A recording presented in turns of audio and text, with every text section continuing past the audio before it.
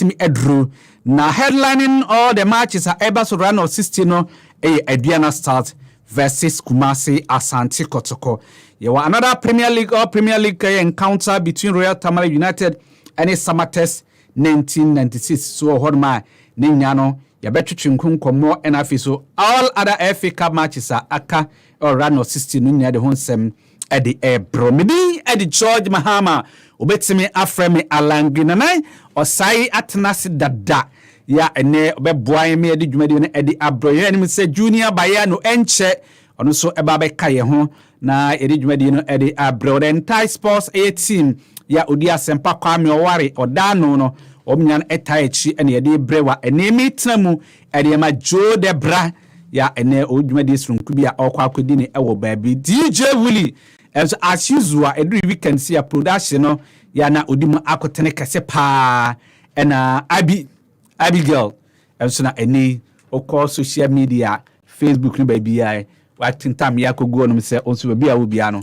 Ubeti ma henti your live or Facebook ya ubeti ma Adrian happy 98.9 FM on Facebook. Happy 98.9 FM on Facebook.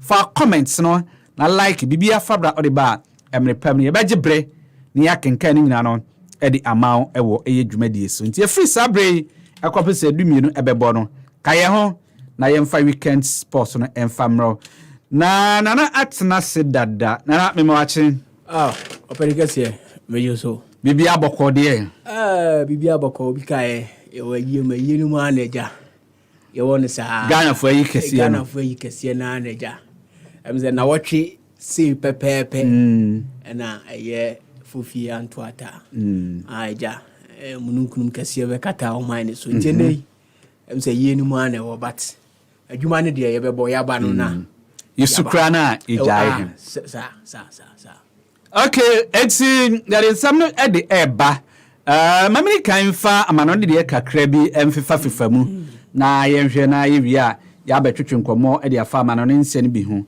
na mamisha si ententem na memfa manimfa nche tennis mu kakra Qatar Open koso na enura semi-final matches koso na former world number 1 Andy Murray Brittany papa no ekase papa because wanyi anisa etimi etwa Czech Republic Abrantia Yuri Lehakak ya 3 sets utwa no 6 love 3676 medical education abanu da meka 6 love anya love say edu in tennis 0 na yekan in tennis technical term is love so it's 6 love 3676 and otime di nkunim ewo horum ewo match no ekoso ewo Doha ewo horum a sesei watuma kodo ne fit fana ewo Doha horum and first fana sin June 2022 watime dronom in the final no obeshia another former world number 1 2021 US Open champion Daniil Medvedev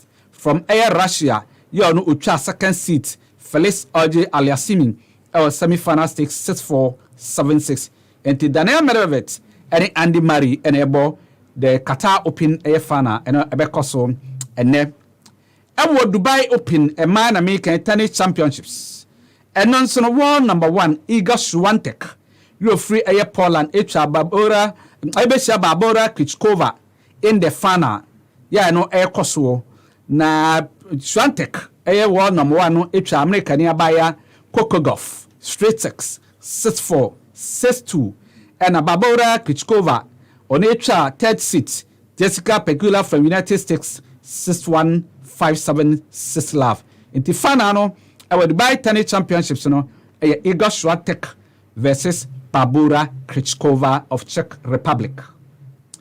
Still our tennis our Brazil Rio de Janeiro no defending champion Carlos Alcaraz akwalaki to a teenager still teenager US Open air champion Australian Open or makes it because of injury and nay or so all sounds abeboy why win 7 matches in a row in a row what me akọ nanim akodu semi-final stage after so twa Serbia ne abantie Dusan Lajovic 6-4 7-6 what me edru horum afeyem ko basketball FIBA Basketball World Cup basketball mu World Cup en American eno na South Sudan omanya enche omunya independence Ghana daben South Sudan nansi eno omankasa omukrom ni baba ko ono ankasa ne nchifri omukrom ho namum okobo NBA bi ekwaje ne di ho mpa liu deng oba ni chi no se da bi ehia na mefiri enti enya independence enche ya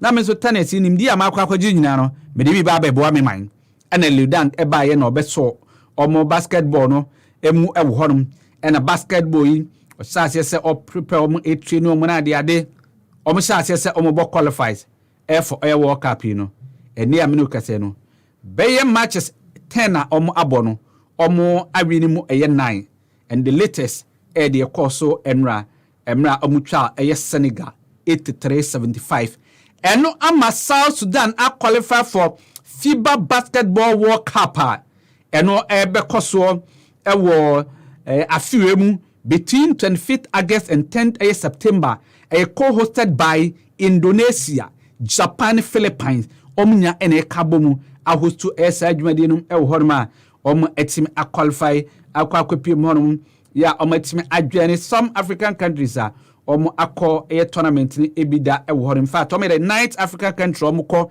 FIBA World Cup bi Joining the likes of Algeria, Central Africa Republic, Egypt, Ivory Coast, Nigeria, Senegal, Tunisia, and Angola. Omena Korekespa from Africa. Hanum. South Sudan, I dare say, Lil Deng, I lead you among Emomako FIBA World Cup.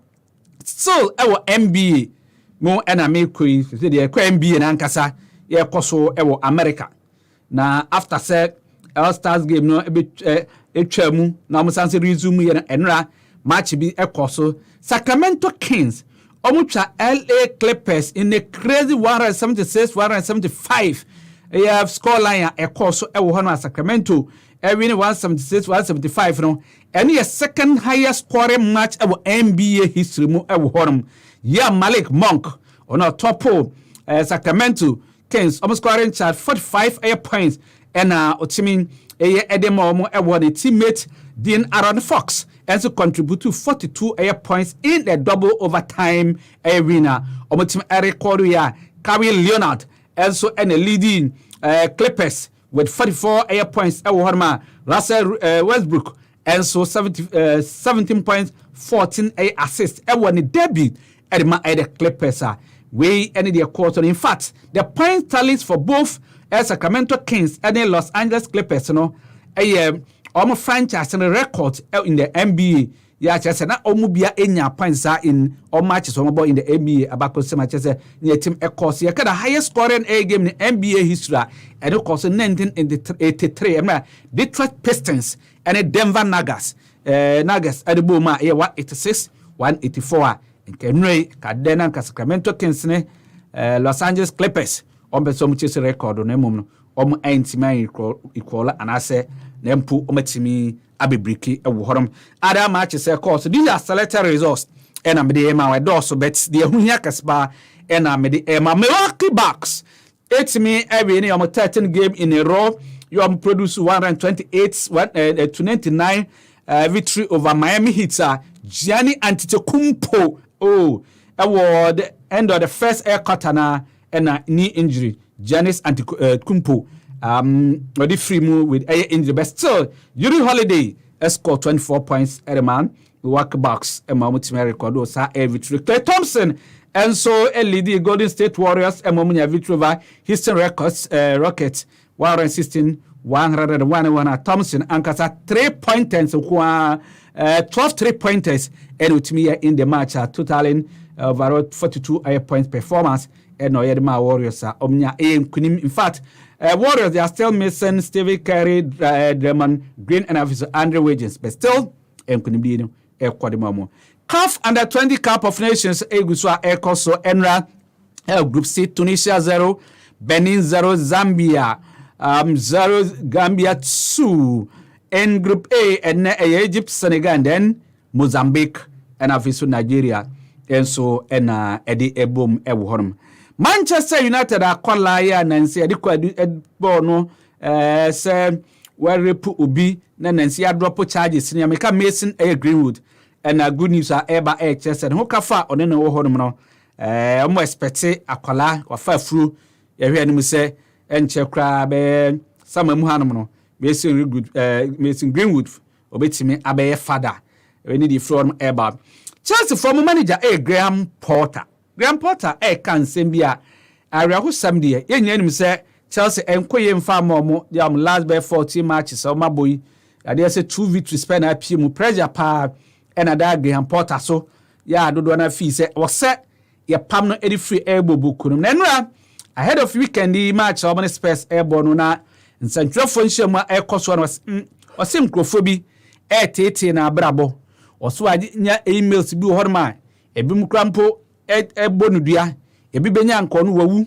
anasa nka ne ma awu osade no tete no ya cheta mami nkoto ne kakra na hu sere bia na eno ama wahunu mbo kakra o say I've had some particularly nice emails come through that want me to but I've had some not particularly nice emails come through that want me to die and want my kids to die.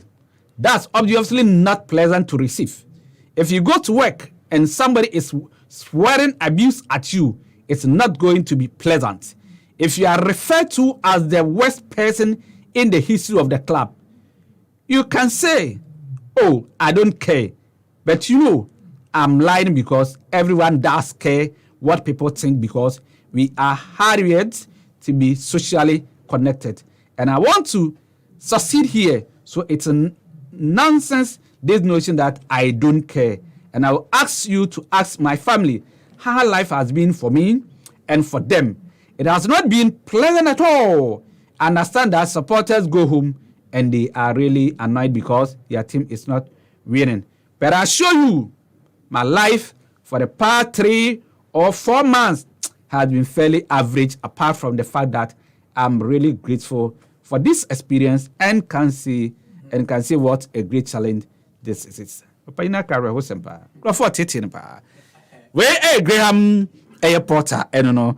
Now everybody so let's here's some matches we are able so over the weekend. We are free, we be regular in seminum. Mama Shas here free on the continent of Africa. Near CAF Air Champions League and matches because so and then it be because and Mark of A Sudan Nafi CR Belizad from Algeria 1-0 Paulo Sergio penalty and Oshe Edemo Mona Kuton Sports Garat Nafi ma Hilal Underman Ekosho Mutu Anaches and Ryan Kunidia for the Sudanese air clubs Horman Maccabi Lelepo and Tugusina Edema Hilal Underman in Sa away a victory and Afiso with that Athletic Club of Morocco, defending champions of Petro Athletic de Luanda of Angola, a Kaba comment Yaya Jabran on penalty 34th minute converting Edema with that and then AS Vita clapped the Congo on JS Kabylie of Algeria, Esperance of Tunisia, and Zamalek of Egypt, Vipers AC of Uganda, and Simba of Tanzania, Al Ali of Egypt, and Mamelodi Sundowns, the Brazilians, and from Mika Sundowns, or more NID Ebum Ebuhanafiso, Raja Club Athletic of Morocco, and Huruya Athletic Club of Guinea, and so Ebo. Okopiamo Ewo CAF Confederation Cup on Swa.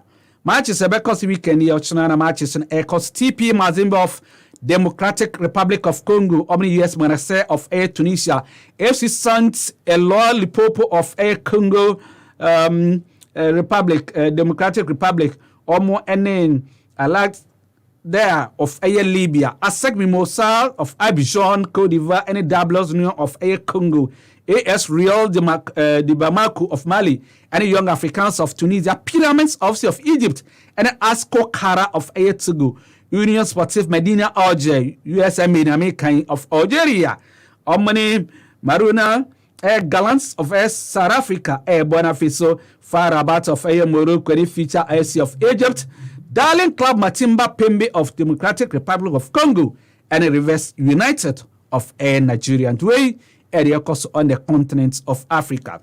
Fayanko Europe, Kayanko in the Premier League, and a full amane Wolverhampton Wanderers Ecotin, it was 1-1 Pablo Sarabia and to Chadika Edema A Wolves 23rd minute and Mano Aye Solomon or take 64th minute Edema Fulham and the matches are Ecoso in Newcastle United and Brighton and Hove Albion, FC Everton, and Aston Villa, Leeds United, and Southampton, West Ham United, and Nottingham Forest, Leicester City, and league leaders Arsenal in Asia, AFC Bournemouth, and Manchester City defending champions, and so and course of Crystal Palace and struggling Liverpool, and so Ebesham, Ochina, Tottenham Hotspur, and Chelsea, and Ebebo, we a Premier League.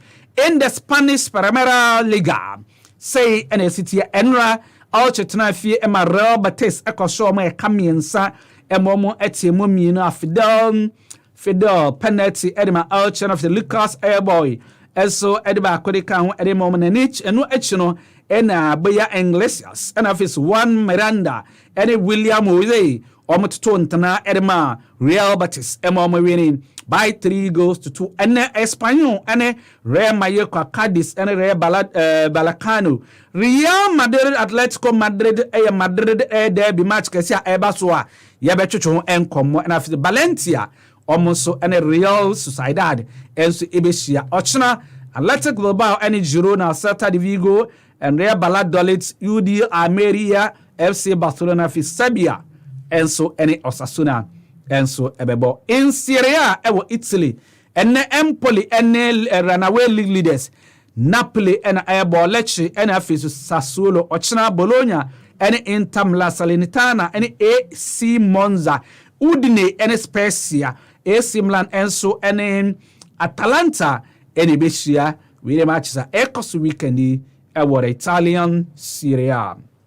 In Bundesliga ewo Germany enra FSV Mainz 05 etna fi extra Borussia Mönchengladbach eka enan emom antibi Jason Lee Marcus Ivaxton Ludovic Ajagung and after Nelson Weber omo ene share goals no edema Mainz 05 eworum ene Hertha Berlin ene Augsburg Werder Bremen ene Bochum FC Cologne and Wolfsburg, Hoffenheim and Borussia Dortmund, RB Leipzig and Frankfurt, and Schalke 04 and so and VfB Stuttgart. Ochna Freiburg versus Bayer 04 Leverkusen and Bayern Munich and Union Berlin and so abo.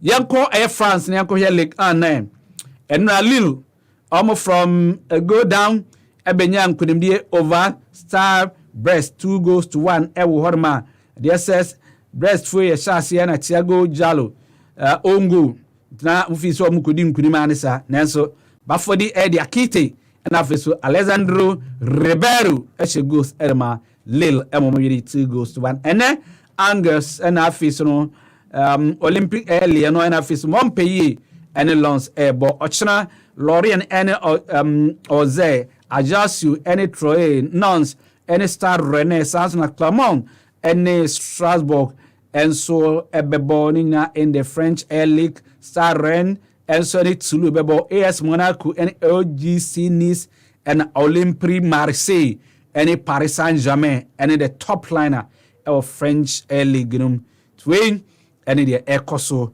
Ewohodma, Edehun Semno, Edi Ebrewonti. These are no maybe a Ecoso, Europe. Weekend, but Yababa near narrowed down a kakra area some best selected air matches me now. Yahweh Akosuna, but before that, me say Emrana may Graham Potter and a story no I say na interest kakra or penny in some kai now on your mobile. Just said and comfort it, near Brunia, my first Benyan Kaubu, one ma, Massin was a hard drink kakra. Debbie. What does he expect? And at the end of the summer, no. Alan, enemy abonina. Let me, Alan. Oh, say fans in the say wins him by. Untiminchiro mo kwaya mo faso mo venti mo angao. Yeni ha yenim. So share Graham Potter obefa Chelsea. Na what me matches like 14 games. Now I recorded just 2 wins. Now Osha Chelsea the year before no. Chelsea agi Champions League. Na enye kra na league no otimi remu our Champions League before year this season. Na coach a ye pamo no eye Thomas Tuchel. Ne boni a oye ya ne say ye start season no na onya niema ye. Na ye say okay, yemfa team ni ma Graham Potter after a new owner aba. Na obefa team ya investment akom. Even yensha winter transfer yi kra Alan twemu yi. Omatopa. Na still our performance no yenhu party na obo ene Chelsea bobo a untimi enhu se Chelsea system we na obo obi abody ope players no bi abody ope o show mo ni Southampton game o mo boye ya clearly Chelsea players no are even yato new ones no kra no they are playing as if justify obi abody ope they are not playing to an instruction. And so clearly no who coach no signal sending my fans and they say what lose grip of the whole team and you don't know what you are about and you don't expect the fans to come and omano besre Alan baby even in Ghana has say days are coaches be or and yeman ko ya ye nim the fans ne di yomo ye power the power fans ni stance ni pa ma OTB na say the money went to for boy amount email na we dey wasuma ugina touchline coach ni utimi say okwabra ni di watempa na say why confused it me in as much as yes threatening yama there I don't condone the me can say Alan eniama nko yie e Chelsea under Graham Potter and I believe that if I were him I would do the honorable thing. Alan wait there anything then I would deserve for Edmund too Edmund so tell me Edmund so and one say oh third ball ye me da was say o ma me akwanya say me be for team no na me kita me Brighton na me for say me do me buy me who say Chelsea mpabo no emu worship papa anti madaroma 14 games 2 wins no me srem baby am de Chelsea abedui odi adwuma no me de ato ho enu anu no mo beto obi ambe embe so threat bia obi ambe di watem ba say kosu say ala ne say omne Tottenham Chelsea were good record pa against Tottenham na say enema bukemu a Alan you can imagine what will happen to Potter. Okay, who can say the name 150th league meeting between these two sides. Said okay, Chelsea were very good record against Tottenham Boku. In fact, so here there are 61 Premier League matches now. Tottenham in the Premier League now they've won only 7. So it tells you how dominant this fixture Chelsea dominated normal better son. Is it going to be the beginning of where positive things are about Chelsea now? Alan, on say enka senior okay ordinarily no enka game way and your game be was say Chelsea fan be edwene ho say enkoye because omo were very good records. Even days are not Chelsea a struggle crown you realize say omo call the Tottenham Hotspur Stadium and I say omo boy even Stamford Bridge crown they get good records. But then Varia the last 8 league matches absolutely. But then you and I know very well say this is a Chelsea or struggle against Southampton. Southampton you started a year campaign wa brepa I just say na or consider a lot yet they can't score omusa na yate ni ashomo na on Southampton boy na walusu sa game no share sa game na boy Chelsea boy ni omo game no but they were not fruitful omo ye purposeful omo bo game ni ebia keke e nei sa wo hwɛ sa performance na ye hwɛ ye no na wo hwɛ Chelsea a year league so far omo bo close to 14 games recording just 2 wins now. It is going to be very difficult for them going against a year Tottenham Hotspur and they omo form no air picking. Yes, I understand say Conte ain't na bench because I think say after the surgery no still now no on cheddar and ye say the assistant coach will lead the campaign against Man City or Nyasa win him. He is going to be a bench. And you know it's going to be very difficult for Chelsea coming up against a team or picking a form or ready. And then Chelsea dream no say obetimi anya Champions League abo.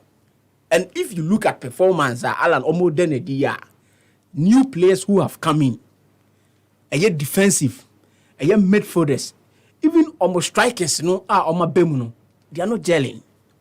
And then Alan, okay, nimwa, sometimes Kahavet bebo, ebia na Messi Mount abo, ebia, okay, Obama young cry or Matisika aqua sign, on your playing time. And so clearly, Chelsea goals, the people to put the ball at the back of the net, a problem. Now, Oko ball a team on only defense in your tight. Ebe yedin pa ama Chelsea. It's as a nay, Obo mumfin more crana. I understand, say na Kante, aton kakra and kubeti mi afelde.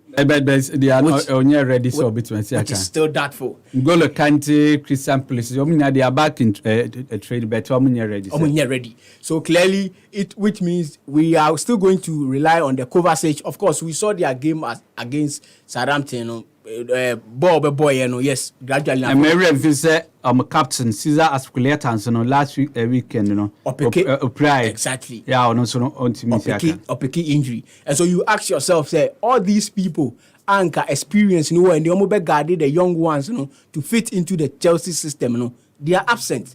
And you allow boys like Cucurella, Fofana, these guys are young chaps, almost promising future, but Alan, Akakakra.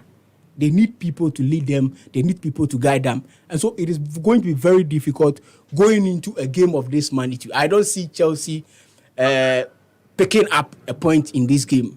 But Alan, I'm being very honest with you. I don't see Chelsea picking up a point in this game at all. Okay, yeah, Chelsea. Omo asset Tottenham a club beer in the Premier League. Or match a club beer Tottenham or match any pa.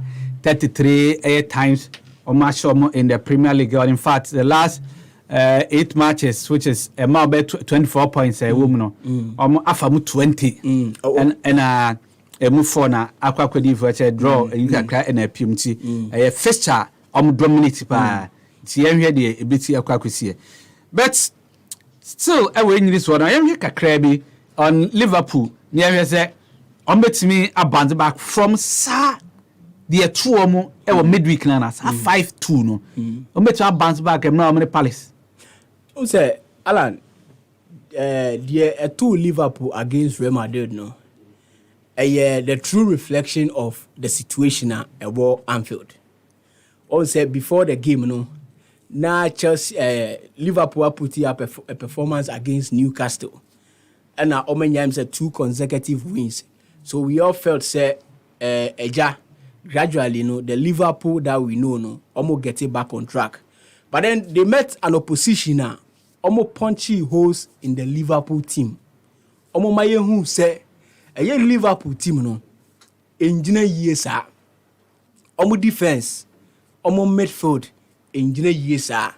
And your performance, akwa and ne wakone nim 2 steps, echinano aba nechi 1 step. And your performance Ode era game we going to play against Crystal Palace. It is going to be very difficult for Liverpool.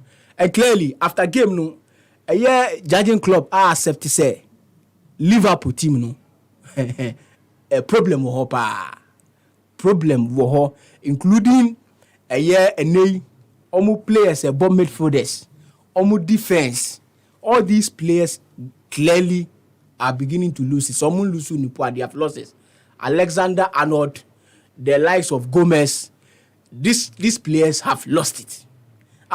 Virgil van Dijk, no crana, na ene yebetimi akase. So Jinemu bo ewo Anfield.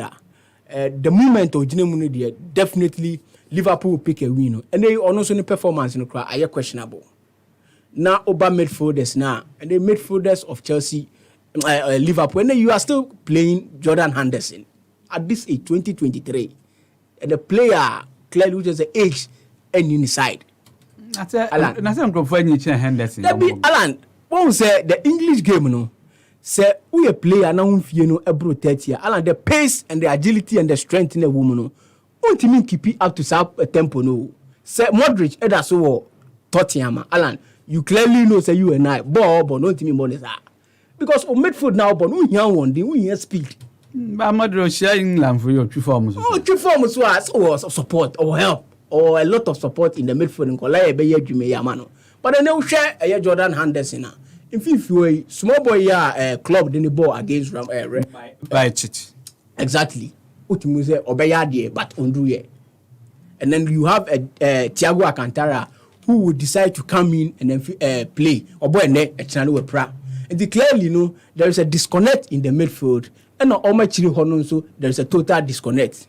In the Liverpool team, you can't bet your last coin on say they are going into a game. I bet my predict say we better walk over them, and especially when they have lost by a margin. Okay. I think say clearly psychologically in the team, affected team now. We expect say best a draw going into this game.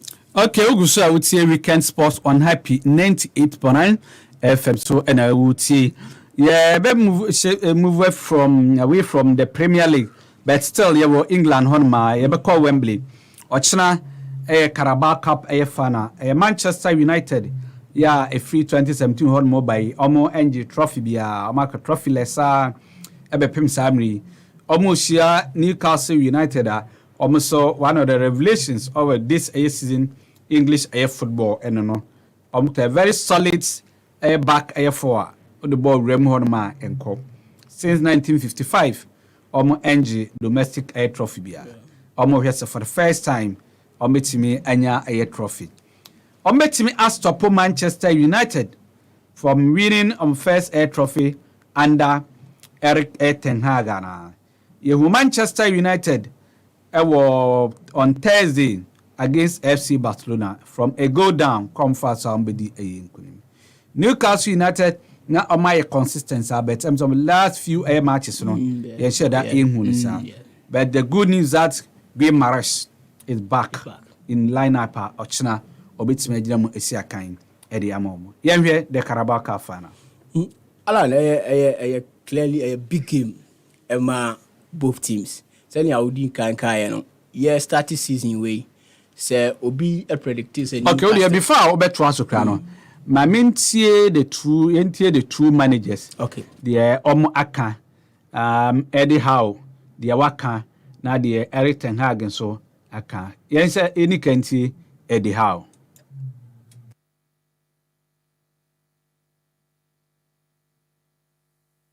We have to make sure the players are calm and relaxed and are doing things that they know what's expected of them. I think that's really important when you go into the game that they're playing a normal match. While there might be some tactical tweaks, we're not deviating from our normal plan.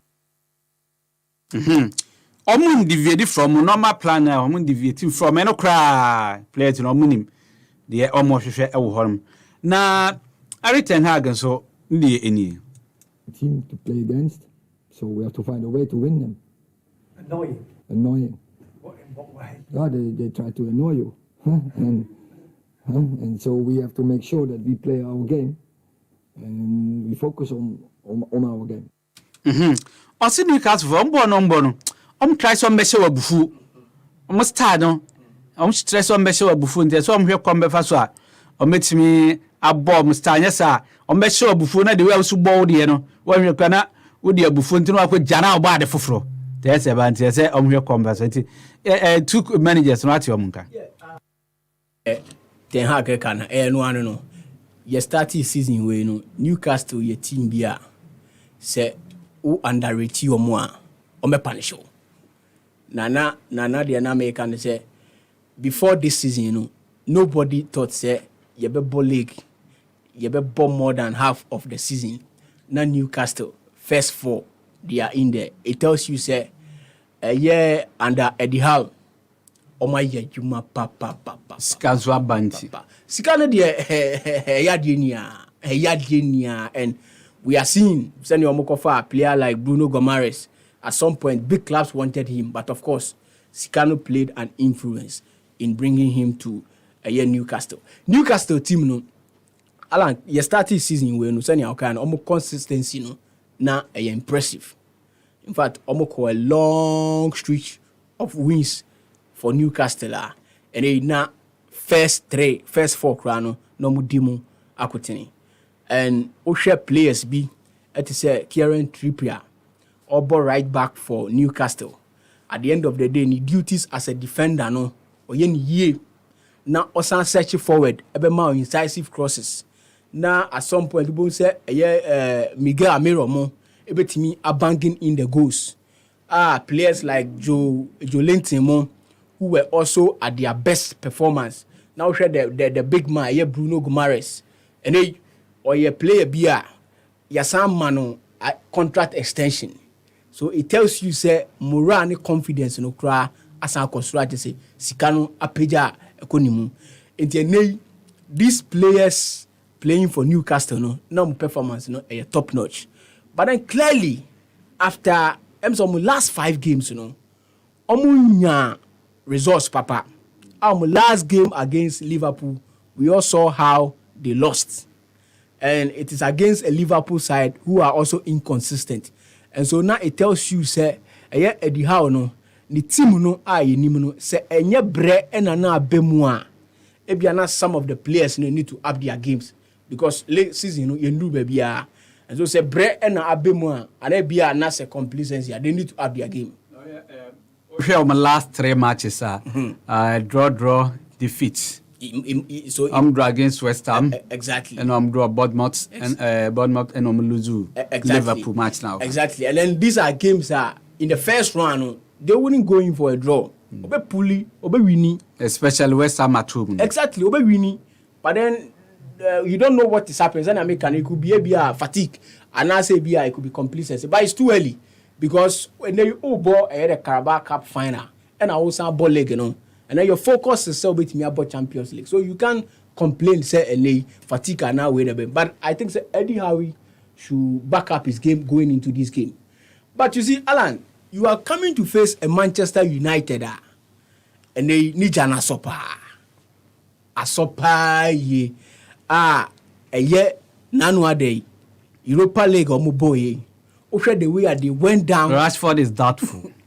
And now before I hear back now almost say be obetimi abo. I said you rule out. So obetimi abo. But even Sawi Rashford fiwa Osha in the game against Barcelona, Rashford clearly was not the Dr. Rashford that we've seen in games. But then there are players like Anthony who came to the party. So it tells you say Garnacho who came out your buyer no you include Garnacho no almost free bench ban no ya dey start here so. But who say a big game against Barcelona, Alan.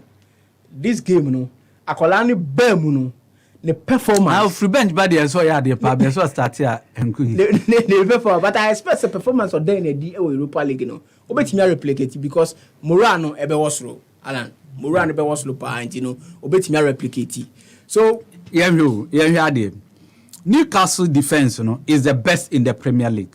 So far. The best air defense so in the Premier League. They've had most clean sheets. The least air goals ever against United's air front line. Because you can't Newcastle, you can't Dan Bermo, you can't Botman, you can't Fabian Schär, Trippier at the right side. Bet me ask Topo, Air United front especially some ball many people showed now Joelinton and Mares is back into the team, Longstaff and the lights. You have to bet me every room. Oh, sir, this season, if Marcus Rashford will play a better thing, say will be best stopper, because so far Rashford is in the form of his life, banging in almost every game of Bebono. He makes sure he scores, except Omoni Barcelona last game, and I went to me Anshe. There no crap we saw his involvement up front one. And so coming into a Manchester United and they say a din crana ubetimi nya a Freddy Bia ubetimi aba be shama and ubetimi nya Anthony Bia say Ostatia ubetimi create damage right wing or Ediamao. Intiene Alan, they might have been the best defense league. But then against Manchester United, who are scoring, and yet up front, one will be able to be and no be able to on a good day, Ubenya Casemiro will be to me. And see, it is going to be difficult, somebody containing this Manchester team, Alan. Okay, and see, the Casse predicted you are very uncrophone to normal could betting, Obeka omunkotwa mahwan. Alan say Oshe per what we have said this match Manchester United. What you've said. Okay. Let me put it right in the context. So per what I have said Manchester United clearly our upper hand ahead of Newcastle going into this game. John Berry. And so I expect them to take a trophy to Old Trafford after 6 seasons of not winning any silverware. Okay, and I bet you Europe kakra bench be fie. You be kwa kuwie e Spain because there's a big match Spain league Madrid derby. Real Madrid versus Atletico Madrid. Atletico Madrid Roman statistics ni be dan saying omo apeke a omo nya some positive results. Real Madrid omo starting ye duru be omo drop points. Ama see 8-point gap between omo and Barcelona e wo bet yehu Real Madrid omo ba Anfield ebe conquer Anfield honma omo ko back omo na Atletico Madrid Madrid derby ebe repeat of the first round result and I say the NBC also before World Cup na Atletico Madrid na a lot of inconsistencies with their performance by your call World Cup by omo ka teams omo pick form ye pa and clearly share games are omo bomb home compared to performance and yenim. Real Madrid, yes, almost started a year season or La Liga. Points be almost drop here now. Clearly, me I didn't understand. Say a year Carlo Ancelotti na this season leg nanya the priority and I mentioned that him is as a point be almost drop here na and what's it seen is Barcelona in 8 points gap. Now we strength on the ball La Liga now, and yet the same strength now. Some more Champions League strength na was proper because over Liverpool going down 2. Now Timia betete. Now we're winning by 5 goals to 2. It tells you that one day I'm putting up and say someone day na Madrid airball spinner and got 8 points gap. But then again, so many. Madrid any Atletico Madrid Madrid upper hand over Atletico Madrid, and we have seen it in a lot of competitions, even at the Champions League stage where it matters most. We have seen how Madrid punish Atletico Madrid. And the omone Madrid pray Atletico for me prayer on the day no be but the Real Madrid dominance Atletico it will come to play. We will see Real Madrid taking all maximum points. Okay, Nanaya Osai and Otese Ochurch and Simnua Bepa Basse Yen Church and Simua. It's a bit free man on the end. Bet so bet me the comments on Eddie about happy 98.5 on Facebook. Ya bejibre na yakenkan Eddie amount. Ya bedai hoka krebi na yakwa koton ade ya ba ya betwa so. Na yede MTN effect upon komo na yede bro on happy 98.9 FM so a weekend sports na yede ebro.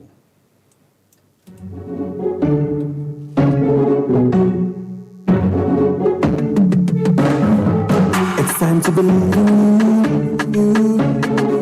We are changing, so should you. If you dream it, don't be afraid. Got to dream with Puma drinks. Yeah, believe it, you can achieve. Oh yeah, clap your hands for the whole new vibe. Make me start the best of vibe. Oh yeah, come alive. Puma drinks, a whole new vibe. Another quality product from Casa Precon. This advertisement has been vetted and approved by the FDA.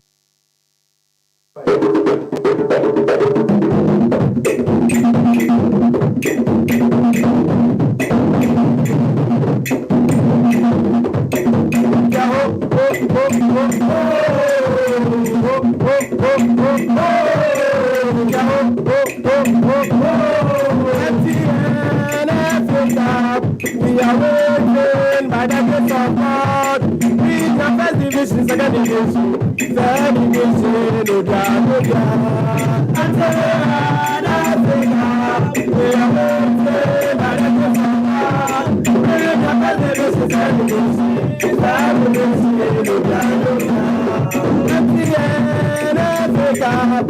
are waiting by the grace of God. We are back to this is the grace. For every we are waiting by the grace of God. We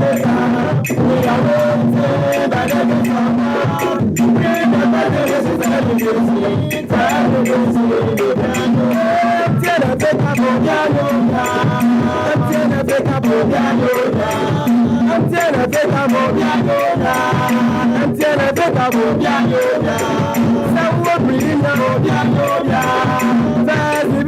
For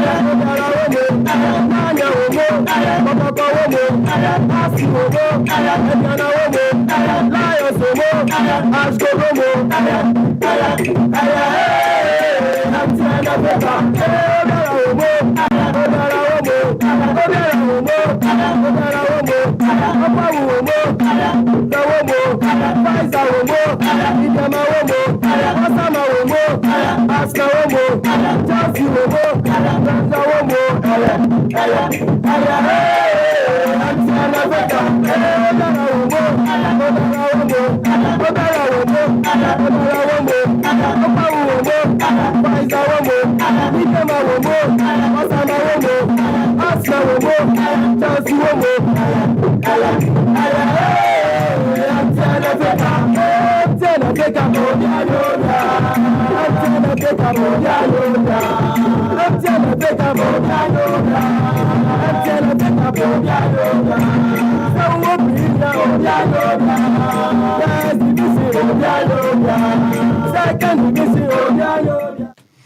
Okay, Augusto out here weekend sports on Happy 98.9 FM. Be Edru MTN FA Cup at run of 16. Home como and yedi ebro. But before that, no, na me ka say every weekend ebiana oyem dwumadi bi occasion ebia oye party. Eyi na ekoso. Just o to bedin. A wedding. Then ekoso and our pet drinks. Ede asevo e hodom dia na me kamfo pima drinks ene de ama se pima drinks na fa sevo ahoho eno ene drinks a sei obia je atuma occasion bia no obia epebi ede call ma no do sevo ahoho na so mo kufia obia hu sa ampa oko program bi ase ampa eti wo ye den ya eni emra wo adwumadi bia udia oped drinks na watimi ede aserve ewo hon ya de say Casaprego Company Limited and the pima drinks ede aba ewo hon se bia na oped dodo na etu no wato na so anya so empa so de na wa frɛ 0262 351251 pima drinks Casaprego Company Limited products fra omode aba dwaso no ebi eno no Food and Drugs Authority omode stamp no ede asisi panyan ede amom se omutumi ton ya amagia tum ewo honom enti onso kona copy bi se de bia obetimi dia servo wa hokho nyina se de make MTN FA Cup run of 16 ene ye dru suo no na matches ma minika mo matches no na hu se de sitie ebe shase enei ene shase de free ede sudden about hanum wo Dawu Theater of Dreams. Emra Dreams FC any Liberty Professionals. Ede be boom. Ewo asia hanum ye. Ochna ewo Cape Coast Robert Mensah Park eno. Yade say Cape Coast Mysterious Ebusua Dwarfs. Omo ne Kotoku Royals. Ena ebebo. Airwax Stadium. Legon Cities. Any Volta Rangers. Ebeshia. Our Pando Stadium. Our Volta Region Horn. Pando Heart of Lions. And Sky FC. And so Ebeshia. Ochna, the northern part of the country. matches are air cost. In fact, way and a headline all the round of 16 air matches. A duye nas omo any Ashanti Kotoko and airbo a wanana Ajiman Badu the first pack a Wadomahin crew.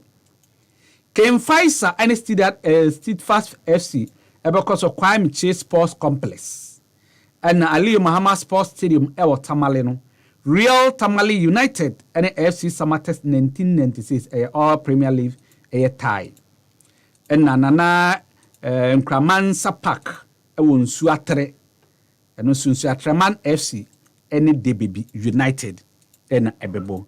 So these are air matches are air koso ewa the MTN FA Cup 2022-2023 season. Nana, before I beba any matches, so I share air clubs are abedru this stage of air competition.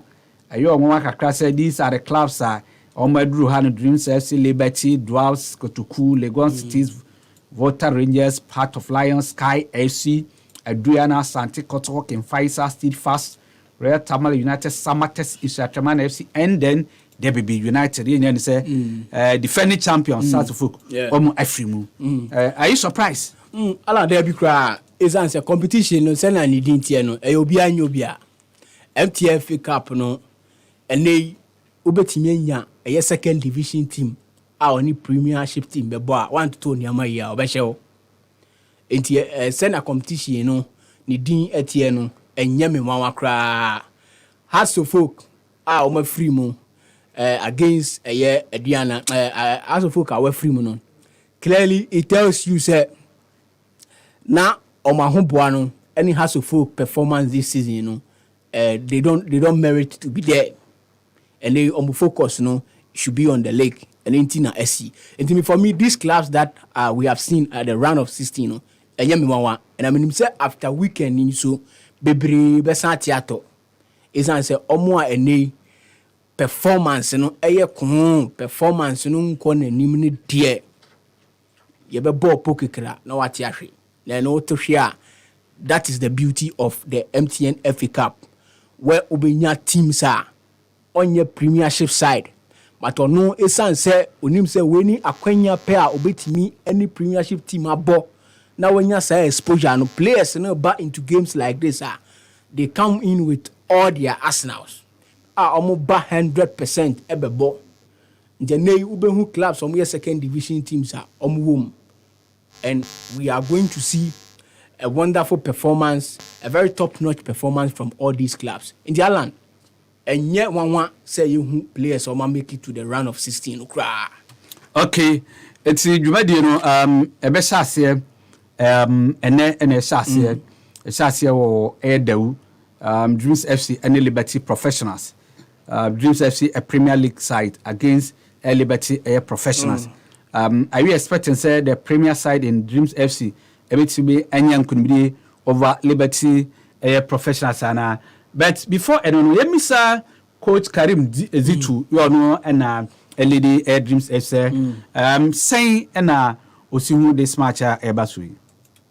In fact, I'm fear Dreams FC what to Tony Mashi I said Manchester United coach no so shisha niema United no na Xavi so yene dia Barcelona no in fact get be but so far so good we are playing the knockout mean even you know when him but we are from my next game no 17 we I will tell you what I want the FA Cup for but for now is it a go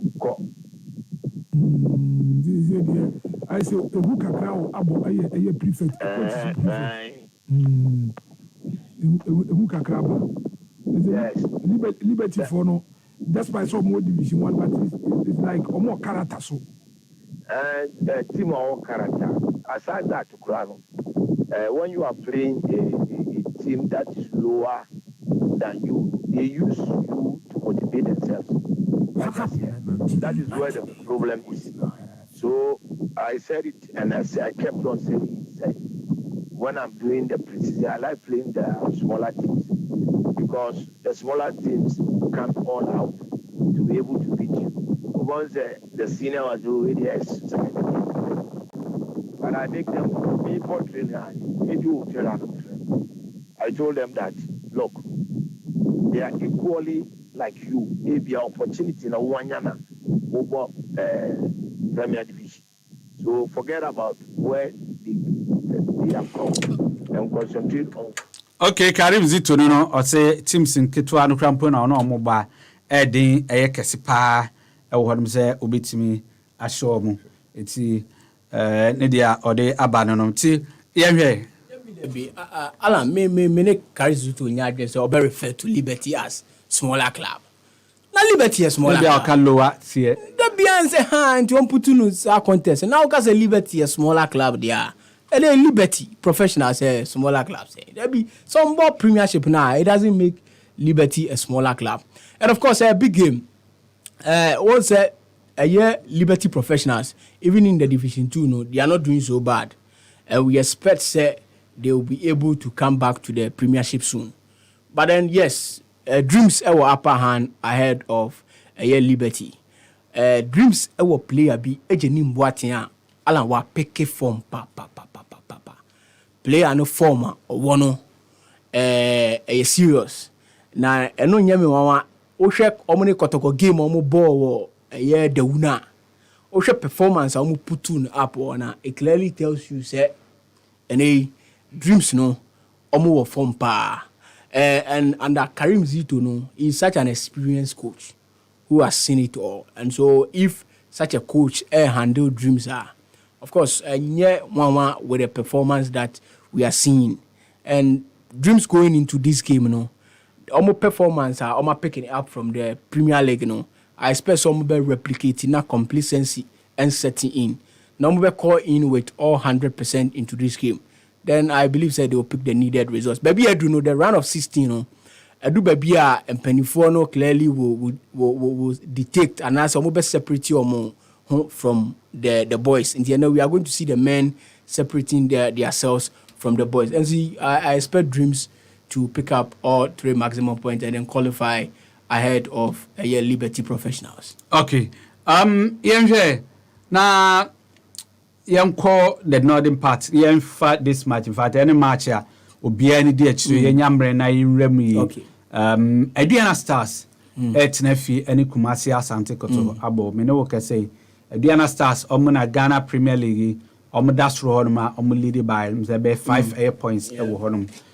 This season Kotoko akọ so has folk akọ honum so Kotoko sanso akọ back to Doma against Aduana Stars.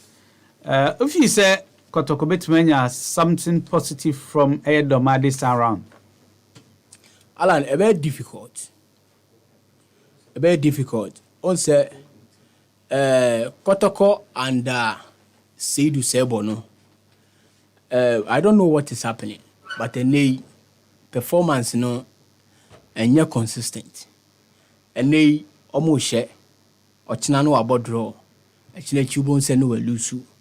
Enti ama clearly no ohwe Kotoko team na oko against an Aduana side or no any ohwe league na no the least conceding team. Alan, I'm saying at the end of the first round, normal conceded just 10 goals per.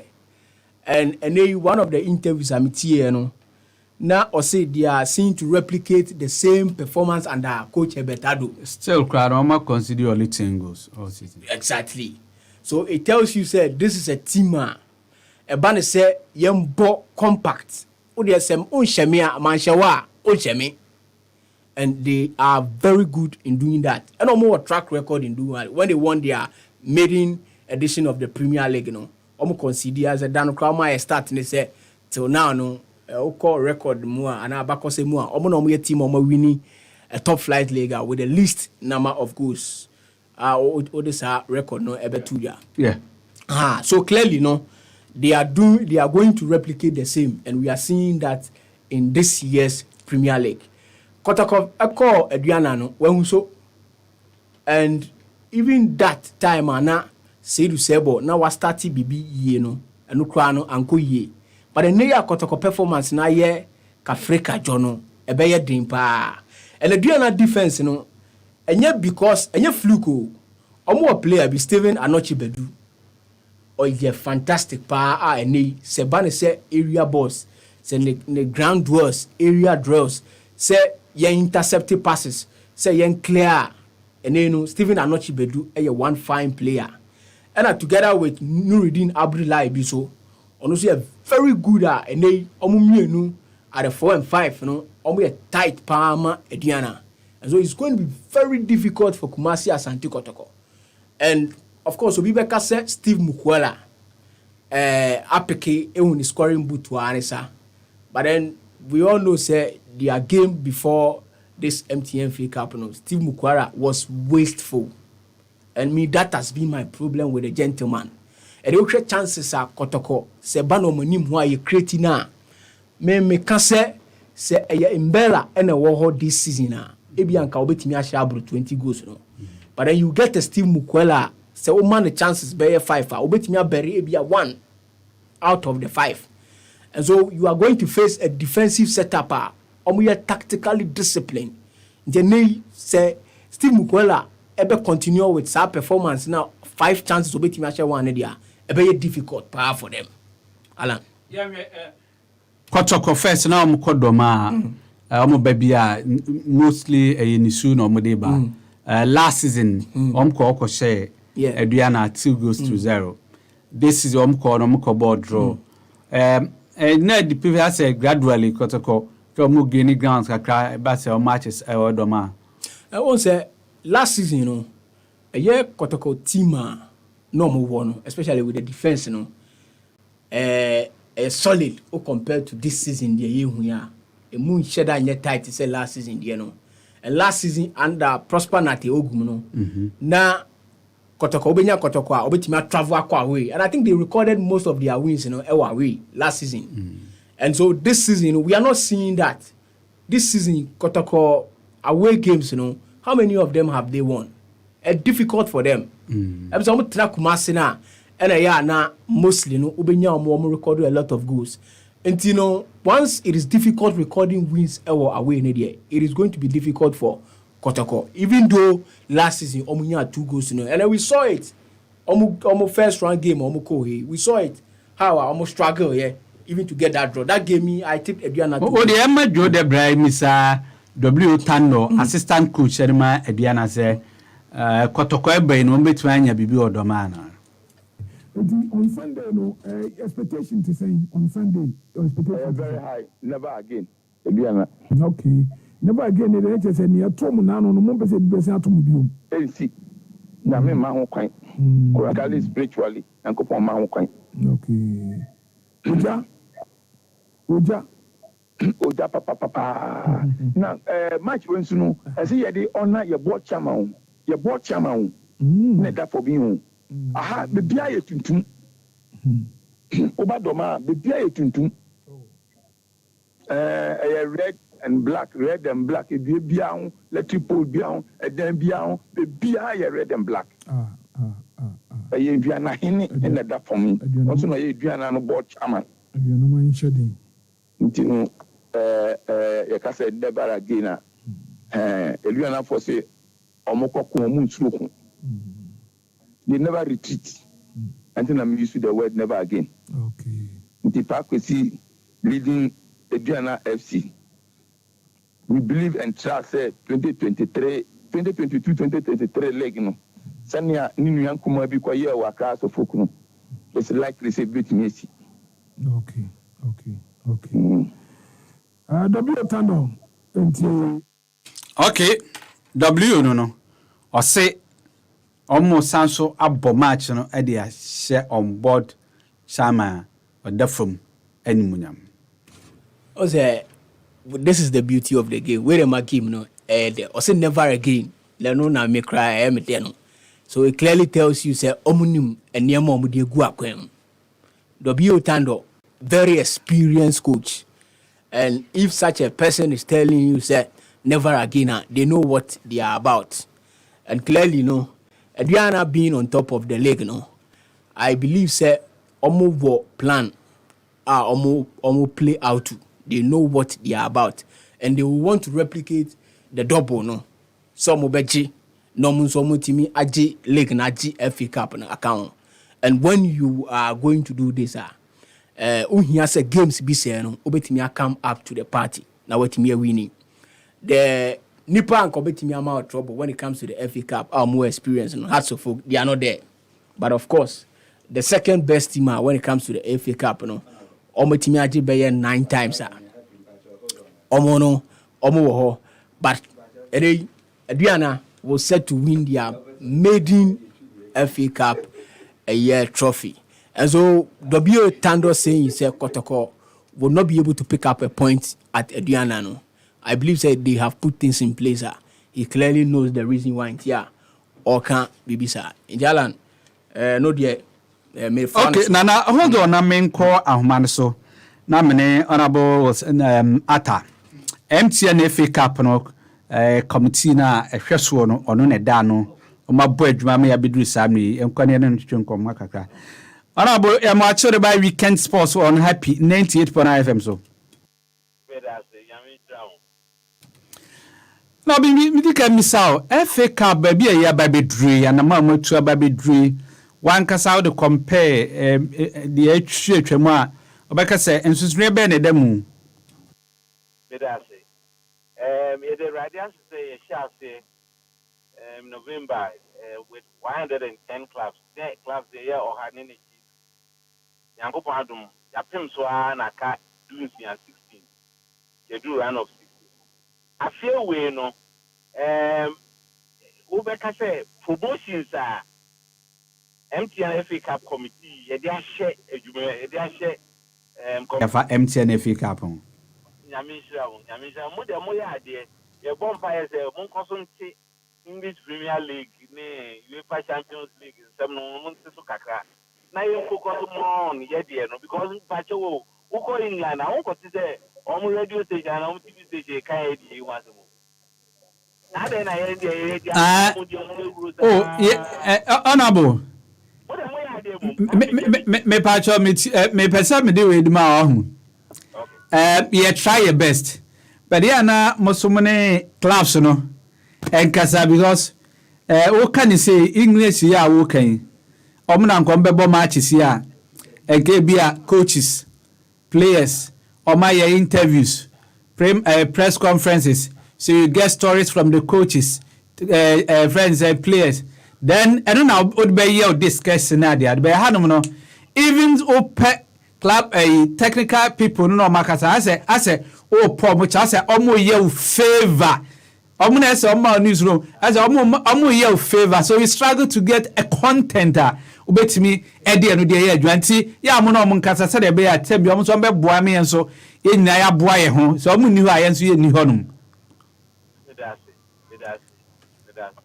yes yeah that's pa okay Honorable Senator MTN FA Cup committee on panya or dano ewo honum wati nshija ahodo a mo de agu honum na wo kotoko match no so to betime de ni nyina edi afra na quick one on but I mean for ntwem we say ewo Facebook medical ko betime adwene o honum wo de comments be kan de am Kofi Ajiman Blackman say good morning, I'm watching you inside Pig Farm, Amisku Spileli, Kaswa, AK,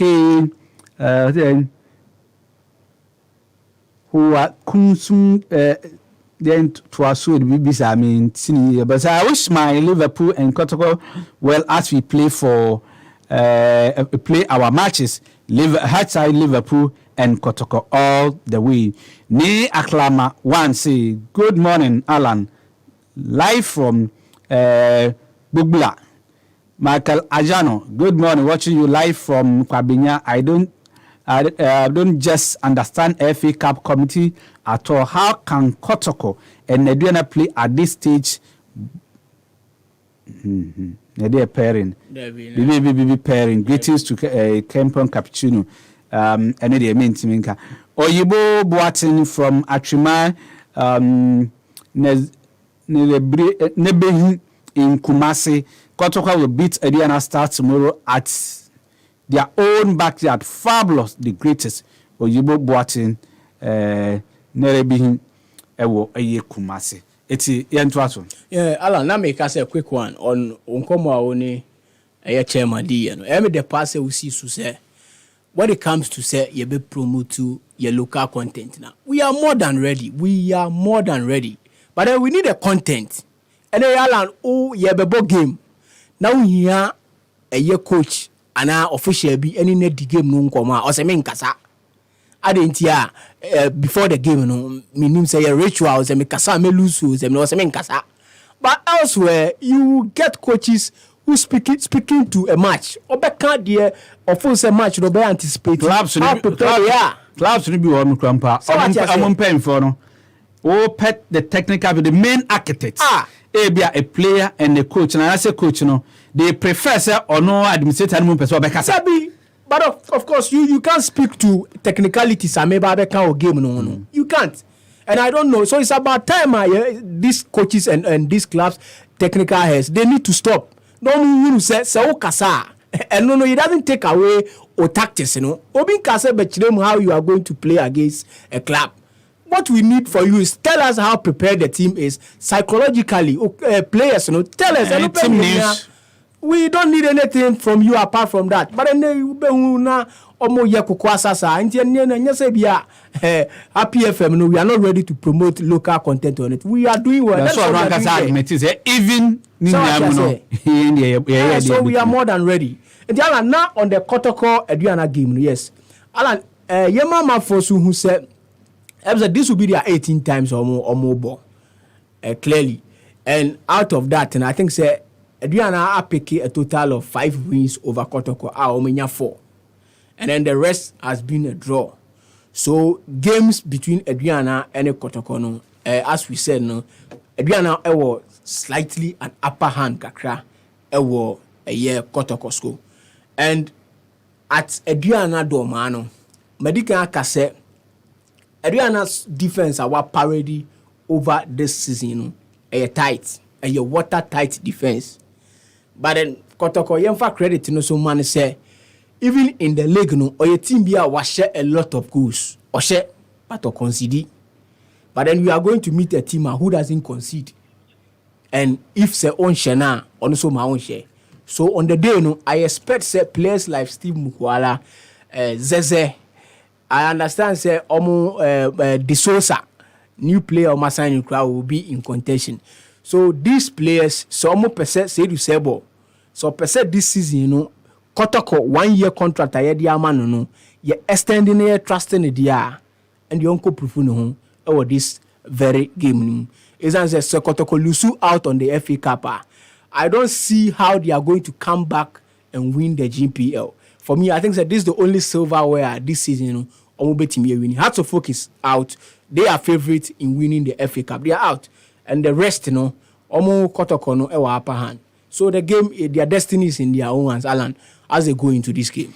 Okay, Nanaya Osai ene Okami Hua Edin Semino Eddie Ebro. Still on the MTN FA Cup, there's another Premier League tie. No Ekoso Ewo Aliu Muhammad Sports Stadium, Real Tamale United, and it's summer test 1996. And Eddie Ebum Horm Altu. Bagan han a bad league na o man satiri but I say mama o mumini so a o mbo humade against Samates. Yeah we. Who say Samates under Anoka. A lot of people, in fact a lot of conversations about Yenya Yehu your coach the performance with the Black Galaxies. But of course it's a different ball game when it comes to the club football. Samates, they are doing very well in this campaign.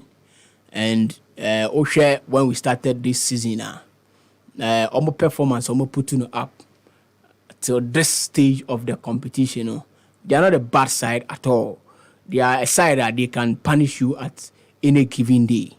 And RTU, season, and chassis ye, Sena, rightly said, and chassis ye. But then they have made sure, say, for some time now, so almost they are going to make it very difficult for you. They are really going to make it very difficult for you. And so we expect, say, they will be able to continue on Omo Forma, Oma Pekino, Omo Rhythm, Oma Pekino, now omo betimi apeke at least a point out of that tie, no, which is going a long way to help them if they are able to do that, Alan. But what you say just and then say the last league matches na course no. Actually, you could pay more summer boy. Yeah, summer boy. Say almost 3-0. Yeah. And we na FA Cup attending na Eko Tamale. So clearly, you know, it should be a revenge for them. Because some 2 and a half about Krumna say, "Wa batter me by 3-0." Or you're coming to my backyard with a different competition where and your league no one can say ball woman winner. You have to make sure say one will be picking the maximum points a bit my boy and travel to the next stage of the competition.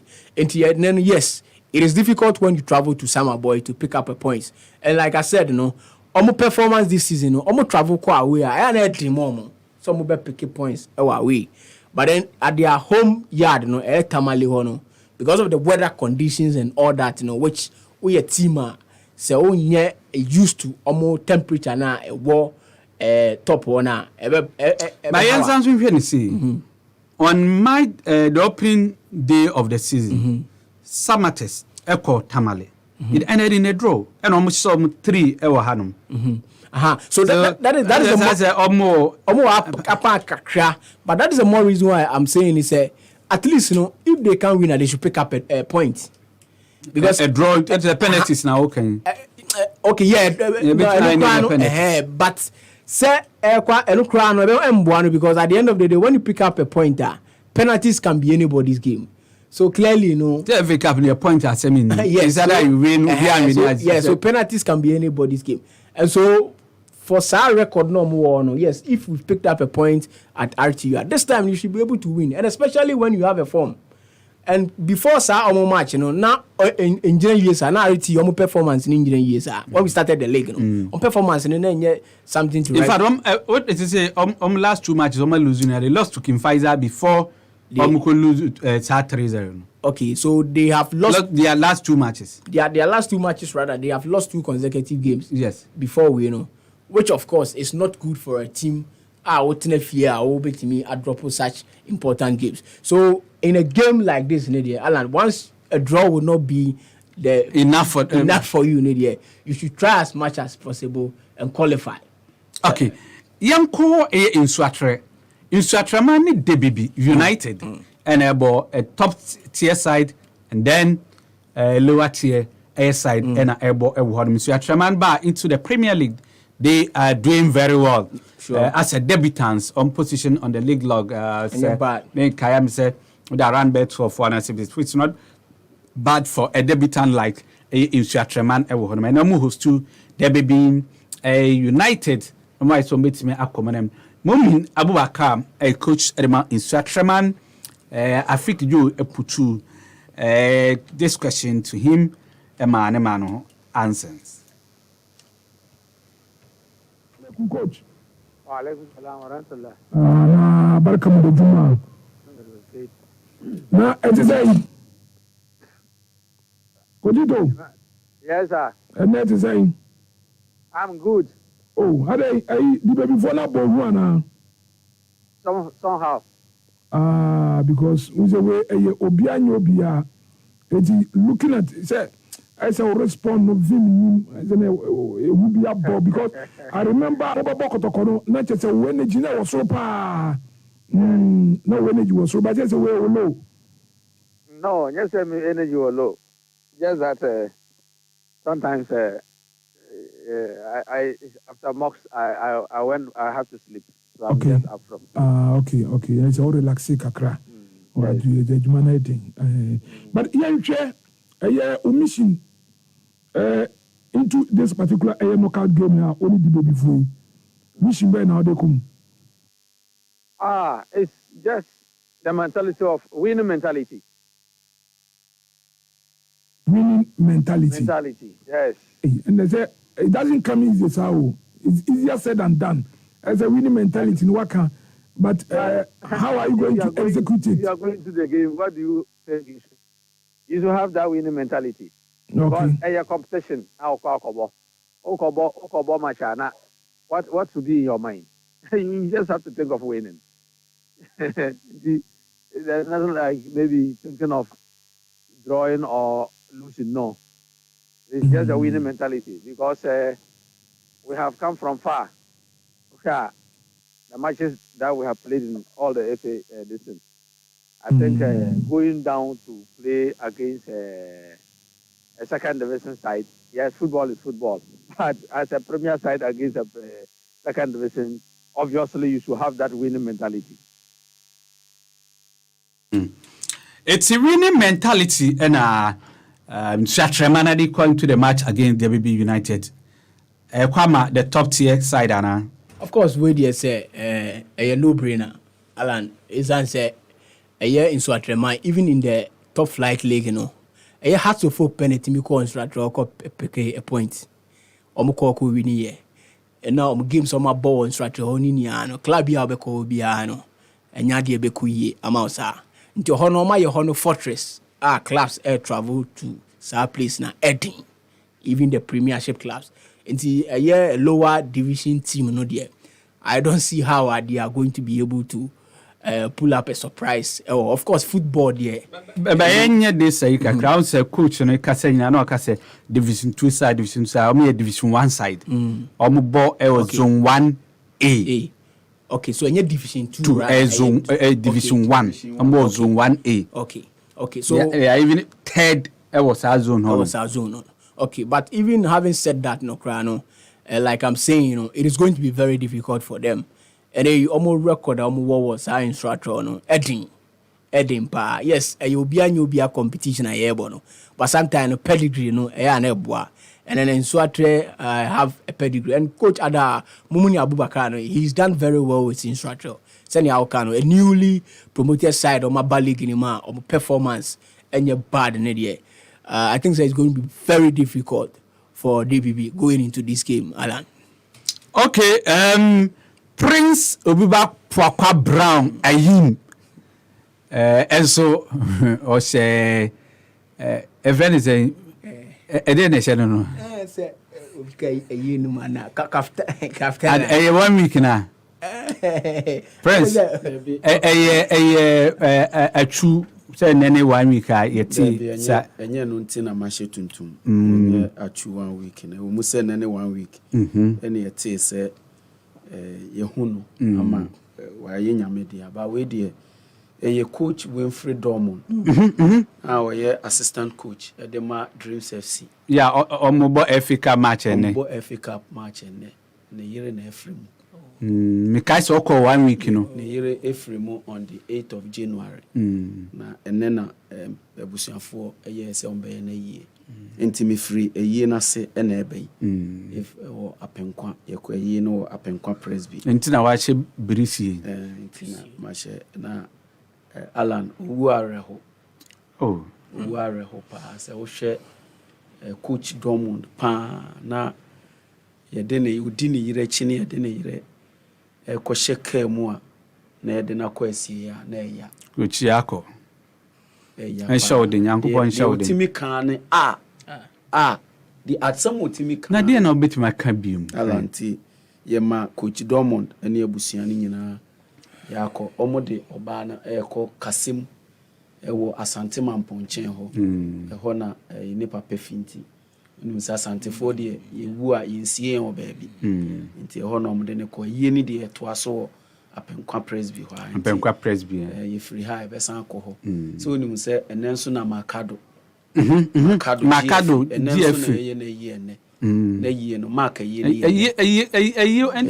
ye ho pa me hu say GF president aba Dormond na hu Dormond hu ne boss na o hwe ne obunko to dwo ne boss ni na o tini so sa na ne back to akora kola be 4 years old na kola no hu se ne papa esu na ono so esu bi Alan afi me hodi a en hodi na be ma esu mi gina Dormond e chi na me esu mi tini so sa owo ya owo trimo odin owo bi wo ho a eya na yire no 40 years no die 40 years Mary Brago ochire Dormond 40 years na odie nti owo eya Alan itu we de se wuti na se bi owi afi se enne na Wilfred Dormon ne yere yi ne koswa nti obetimi akọ na say Marcado Ghana Football Association Mark de adwuma no so abo e ama Ghana Football Association pa no and so another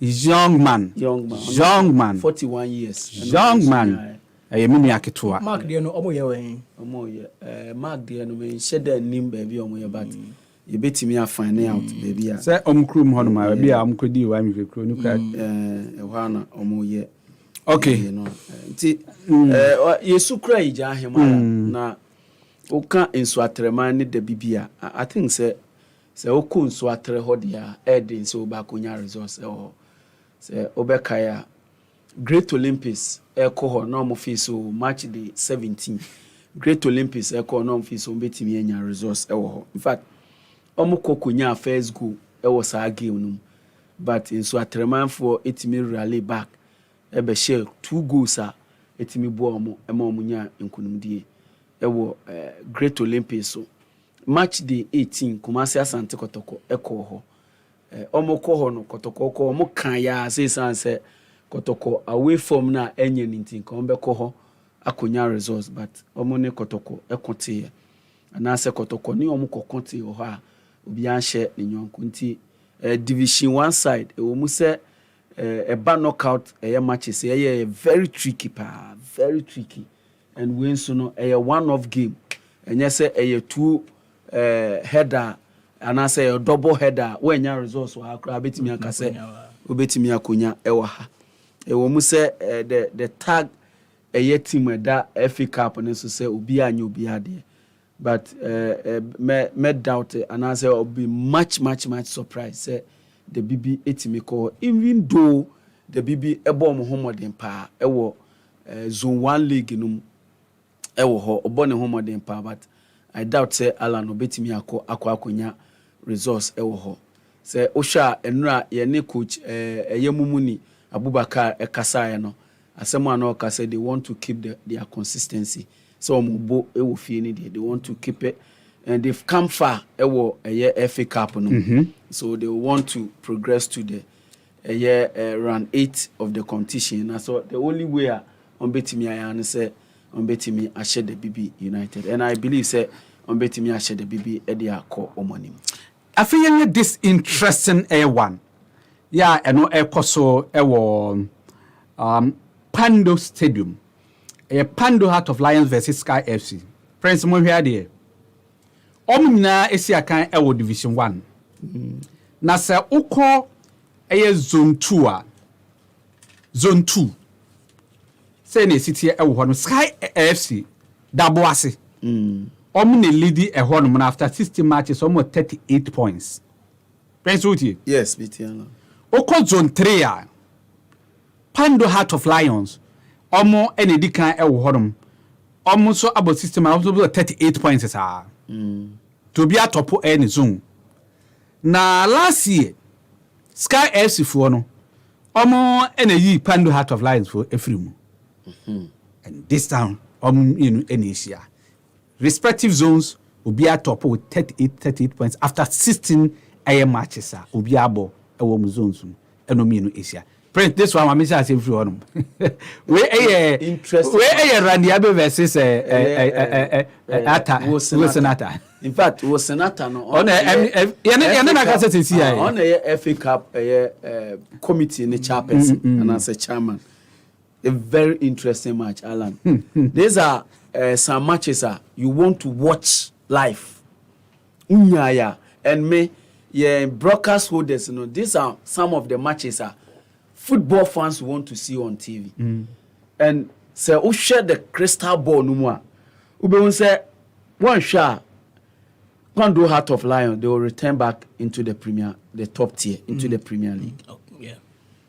Because omu will form power. In fact, omu lead by 8 points. 8 points. Yeah. Obviously at the end of the season omu never qualify from a zone 2.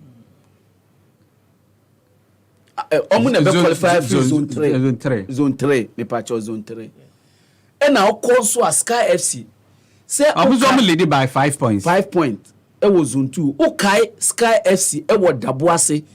any FC Summer Test 1996 okay sa game no Hey, Edumaka. okay say Alan okay sa game no last season say no mo qualify Ediaba no Edumaka. sa match ye bo wie ya say ye bo Edmonaka say ono an na di anwea gu ni hu odi anwea pa Sa match the friend Edumaka.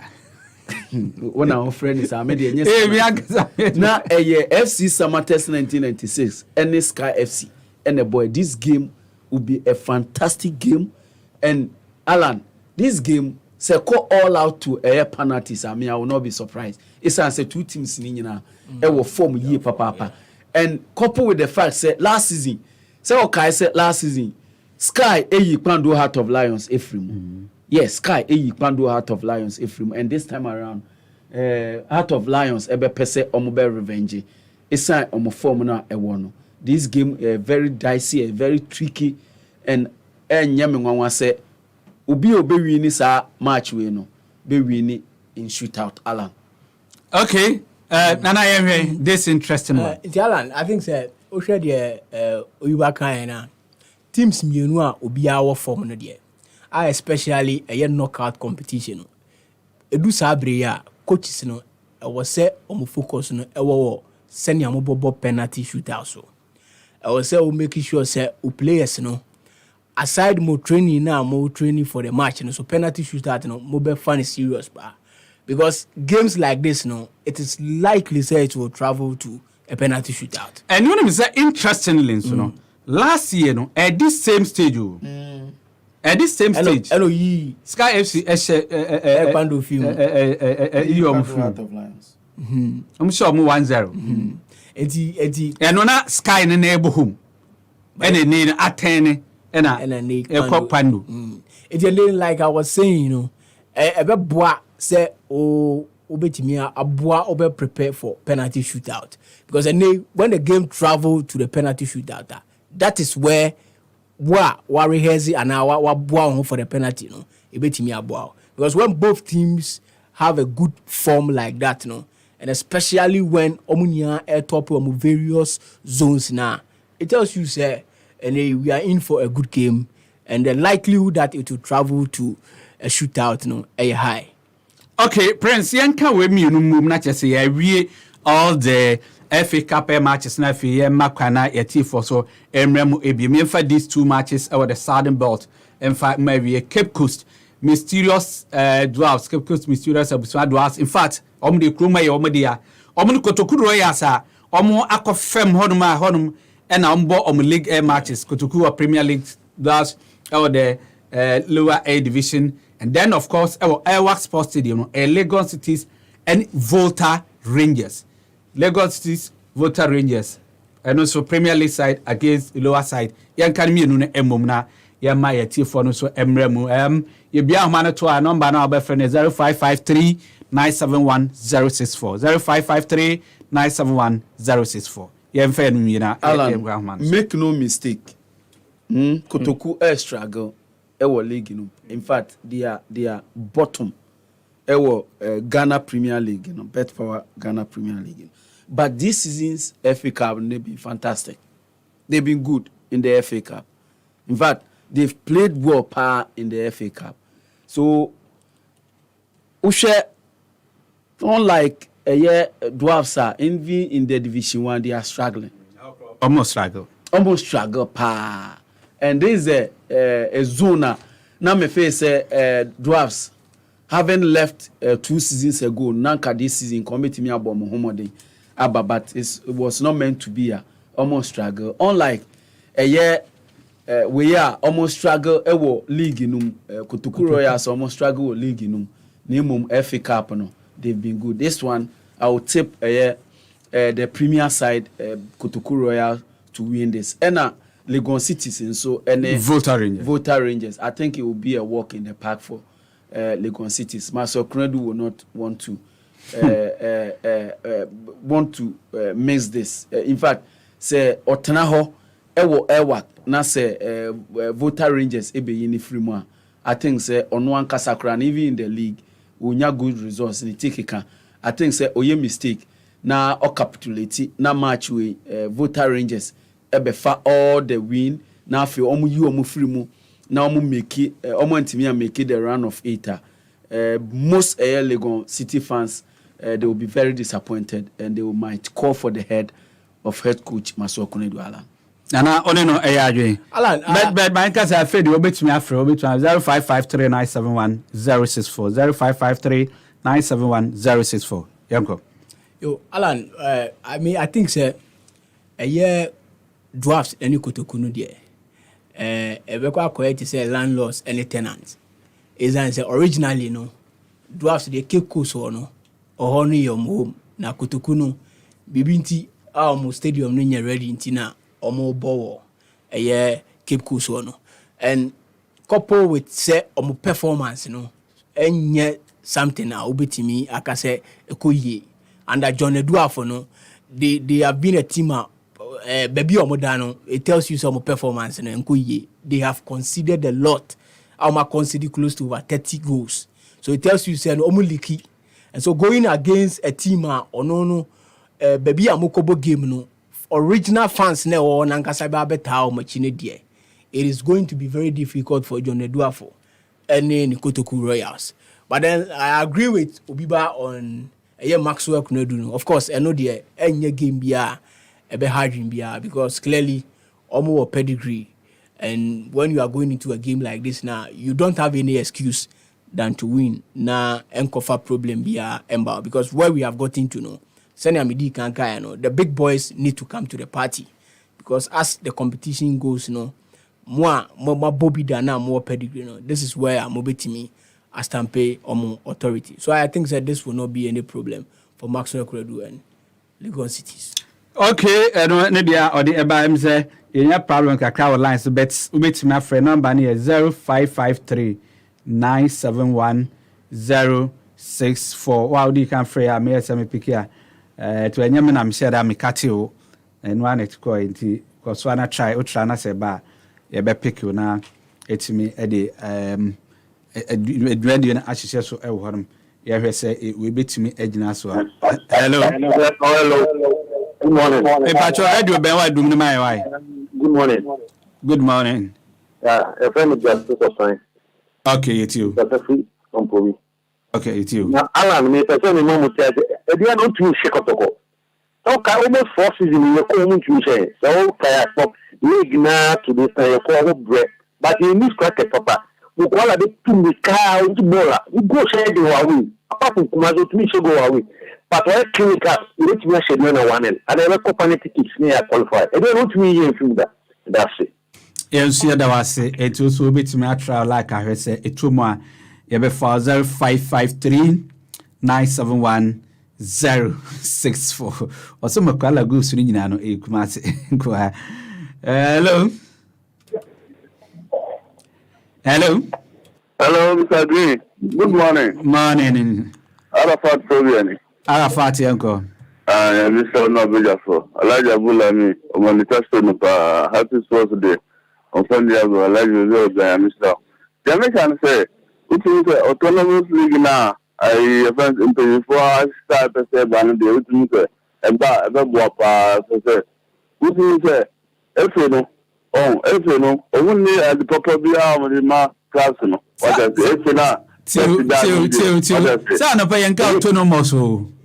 I would have not call a capital. Well, I'm not going to capital. Then I can say, if a capital like was on the opening to ask for your film. What I say, your film, and I say, your friend say, if a capital, you say the Viviano, a Diana Cotoconade, you say the Viviano, a Diana bit very Cotoco. As you say, a Diana Hono, maybe I'm born, no, and I'm the Casano. What I say, you say, a Diana Mumu, Nana, then what I say, you say the Viviano, a Diana, omit my baby. I'm a Viviaco, disagreeing about you and himself. Okay, I don't say also bit my phrase 0553 971 064. Hello. Hello. Yeah, good morning. Good morning. Me pacho radio no do my why. Na me feel. Me have support papa. But me come quite the Kotoko senior in the studio and we answer me. Kotoko me fi.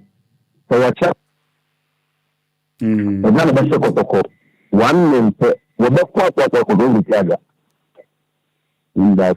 Yes, yeah, that was it. Usu bet my phrase 0553 971 064. Hello. Good afternoon. Good morning. Good morning. The chairman. Mark Bohm from the place. Yeah, Frosting. The friend ED Casa Frita Moralaji. Okay, you too. Far Kotoko, we are a match no, and your match are at form. And Namin Danny has me, Namin Casse, if you are a match of Kotokoso. Or do we talk match or we have a pese with the Yashi. Now, I never want to come, I'm afraid, and former MTN friends say, is it the chairman? On it, current chairman, MTN FA Cup chairman. Current chairman. Now, I'm only the Jinkomo could be on say, or more produce we say, and ban a pop in Yadi. But I don't know, say, it's been with Tama. Well, Legano, say, the Abesha Parks, I have a power man when Munaka, a body was what. Damn, some one can say, what can we say? Is it can't be a share, I call China Moshe. But see, I said the whole country now, or body or park, you use a person because any pass papa a woman. Now, so we have a fat team to see what Topana has, Ned Knock of a beat, ting, Boko Park, and across 777, then you pack up with ya. The best left because of much with me. No money, if you know any Abina camp. Kumasi Sports Stadium, Accra, NSC Ponzi, and I'm all the clubs now because yes, I thought, Papa Bocana, they're born at time. Timmy Samuel, my drink a crown before motion from Quadim. Then was will be at the team, no say anything much, a call of Yakon with Yarake. Am I born a coffin, than a football a coffin in the Masi? Yes, yeah, that was say, or no, so now doing Chireno, Yamo matches in a war bear 4 venues, if he said, it's a fata. Hello. Hello. Okay, me too. Any of my pa or the song Happy FM. Mamichia Kepo Cappuccino, GFA President of the Ovia. Kaka American say, Asama Nebra can India or Coincidence. As a mini Koya Junior, Mitsumi Framisu. Share FA Capia boy. Said the company didn't see Cabashemu. Na said you a mileage na say a performance. So we say if people share out bia be who say oh MTF Cup ni pe gun ye bo who dey wo and this say ye cry ye for radio do say na ye ka ho asem ni say e blue for we be so share kotoko ni e bia na je ba ko be free enti say e ko ba say e bia chenchenche bi ni e bia team bia no ni support ye prayer baby e ko share ni say e ko ye empty stadium na e dey free day.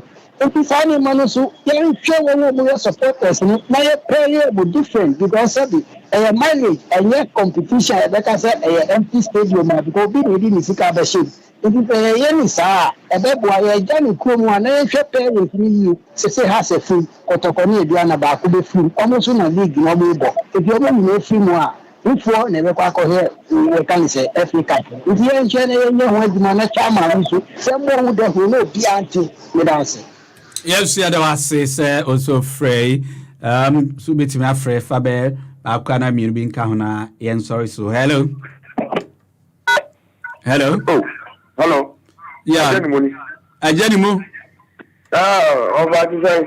Boko Ajanimu yitiu. Mapojuma. Let me go.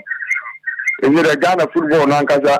Into the two shoes, I think it be into the amount is in nation crowding. Na kapes kotoko bobo de ya ye han ka fragisi so obi ko ba bi ebi ko nsupani ade ebi ko akoda park so nso net he de aye kotoko bobo ko awon de ye bobo ya ayaka ndi mi dem ji sense ya sare baba ni bi na se ye ni ya ebobo aye ti press ni kura so no aya asem yo bobo de ni yi mu ani aton ndi amagi no ko ye kura wu ni he ko haje ndi o se ye bomodin na ya park ni ya di na sisi ni kama da biya bobo register nzi ndi ya park yi players ho kire ani ade bere bi ni akọ park so ma Ghana football etimede na mi ya na kwa de ko wan kuwa den ya kotoko be ya bia na de point amayin bye bye.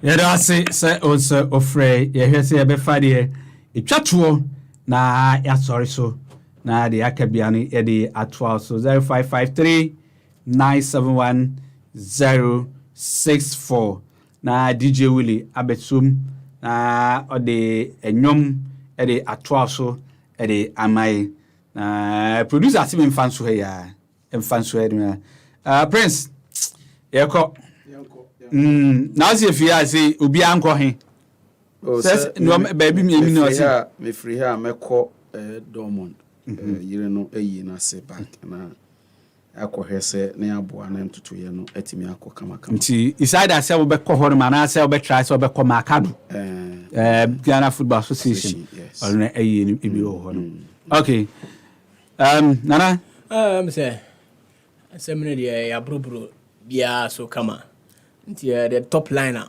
weekend ni ye kotoko ni aduana no ɛno na ye anticipate say as always no fans ni be trooping na senior caller ba ko kan ye no investment na akom and the only thing I yen supporters and ye betimi aboama competition na akonanim say ye beko in our numbers ni akwa support to our various clubs na akonanim. So I think so far no so good and one ye betimi aye. Okay, hanum ena emre bebe ho kwan ema ene ye di weekend sports no nya no asi otie na ya osai enka Prince obiba kwa Brown ayim ya okọ ayi na wa be fa hanum wi a wasanso akwakotoa ayi no so otie nka ewo ayi dwumadie no so the entire air sports team wofa odi asempa Kwame Oware edano no omina eta echire ene Jode Branca bribi on etianum ko dwumadie stronk bi obabi ana betra mu ede ema no do weekend see amaka production DJ Willie abribia no odimu akotene kese pa ana Abigail ene wa ba ena odi aba beto social media Facebook ani bibia afefefa also onya bi ehwe e Facebook so medi ede George Mahama obetimi afremi Alan Green ya sare dwumadie no so na DJ Willie ede nwom ede abrel yankopon eye adoma ede yese ye de commentary on FA Cup ochina Kumasi Asante Kotoko any Aduana Stars uninterrupted 90 minutes of commentary eko 120 minutes grandpa ede nyaare be bro plus air penalties ede nyaare be bro e odwumadi so yakramo